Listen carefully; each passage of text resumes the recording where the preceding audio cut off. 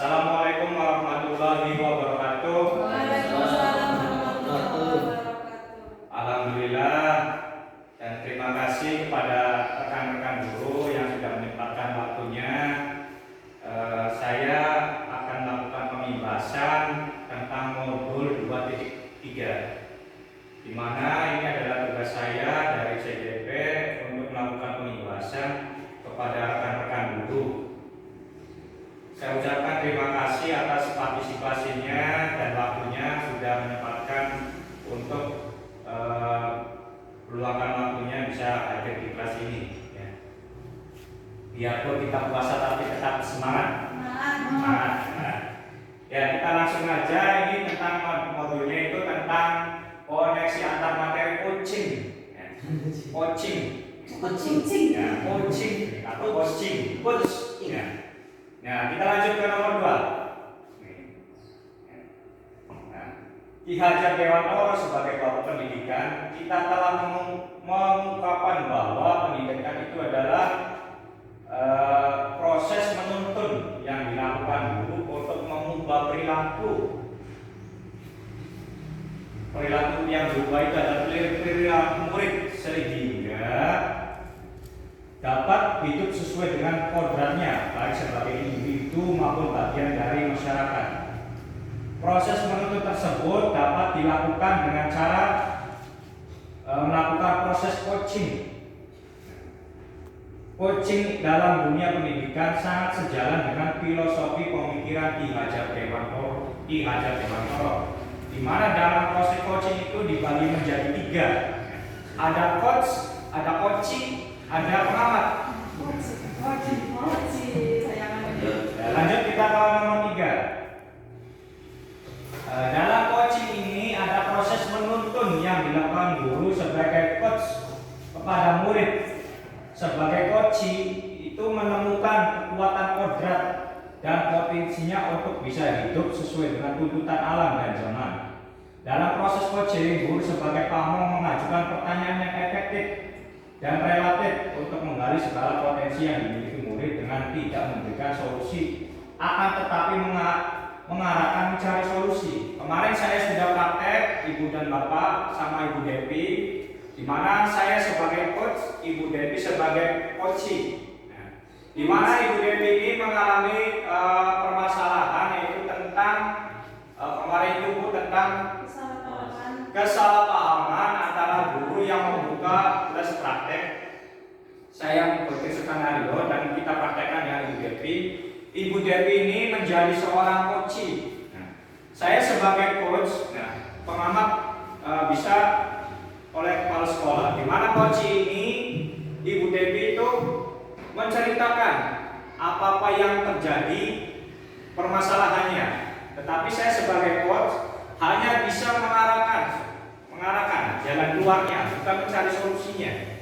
Itu adalah tugas dari coach. Sedangkan coachingnya ini menggali sendiri masalahnya, mengidentifikasi sendiri, dan melakukan tindakan sendiri. Mencari solusi sendiri dengan menanyakan atau mempertimbangkan kepada coach, meminta saran atau masukan yang positif. Adapun aksi nyatanya yaitu dilakukan oleh coach sendiri atau sebagai yang mempunyai masalah. Kita lanjut nomor 4. Coaching yang dilakukan coach sebagai coaching sedikitnya membutuhkan 4 keterampilan, di antaranya keterampilan dasar proses coaching, keterampilan membangun hubungan baik, keterampilan berkomunikasi, keterampilan memfasilitasi pembelajaran. Kita ke pertama dulu, keterampilan membangun dasar proses coaching. Ini keterampilannya ini dilakukan oleh seluruhnya, aspek keseluruhan. Sedangkan keterampilan membangun hubungan baik, jadi sebelum ada itu hubungan baik itu terjadi, misalkan antara coach dan coach ini sangat dekat. Ini kalau udah dekat, permasalahan biasanya bercerita pada yang lebih dekat atau bercerita kepada guru senior biasanya ya kalau di sekolah. Atau bestie, teman yang is the best gitu.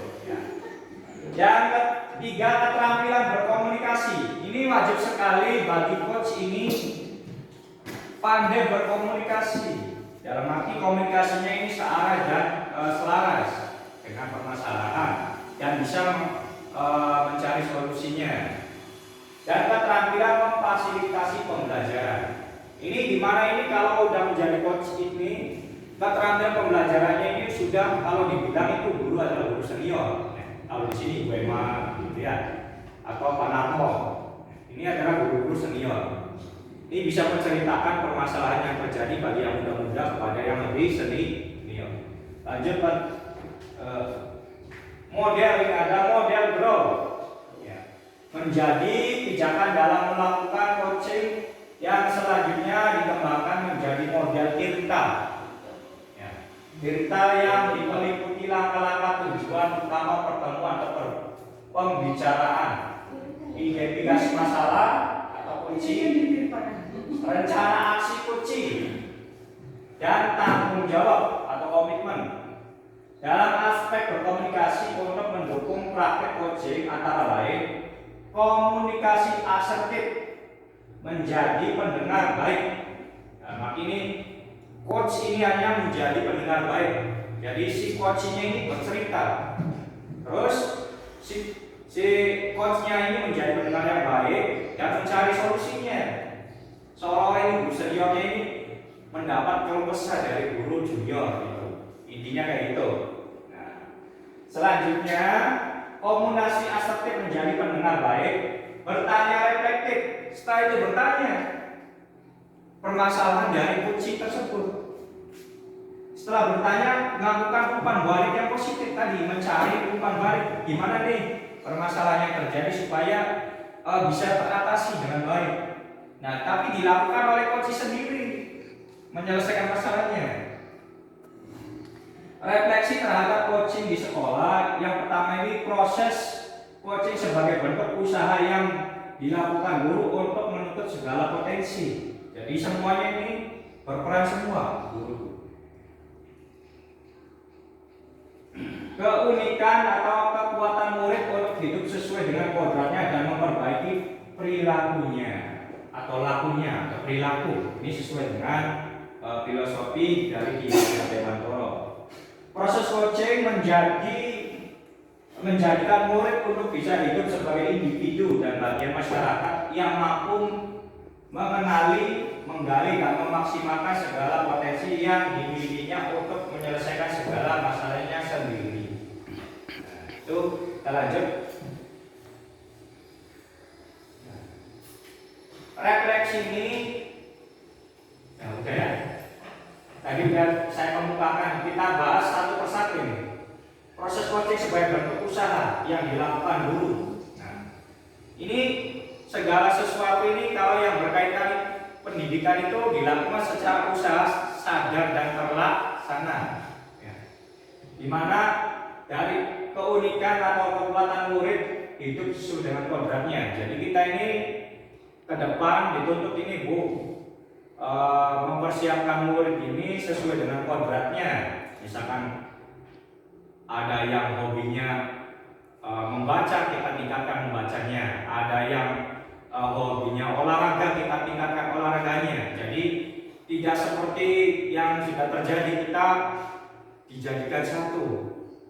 Jadi tidak tahu mana yang berkembang, mana yang mempunyai kelebihan bakat olahraga. Nah, ya, ini ya. Mudah-mudahan apa yang saya sampaikan ini sangat bermanfaat sekali ya untuk materi tentang coaching. Sekian dan terima kasih.